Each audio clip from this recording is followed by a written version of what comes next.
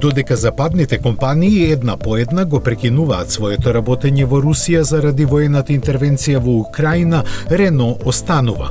Причините се јасни.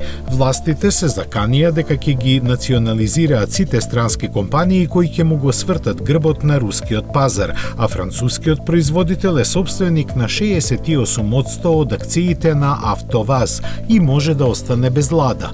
Оваа компанија вработува околу 40.000 луѓе и контролира од прилика 30% од автомобилскиот пазар, продажба која му носи околу 10% од приходите на Рено.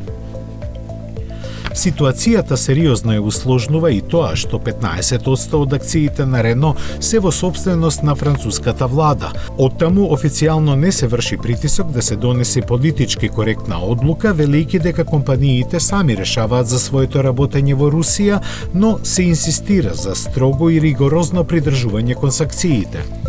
Во моментов, производството и во фабриката на Рено во близина на Москва и во АвтоВАЗ привремено е запрено заради проблеми со снабдувањето со делови и компоненти.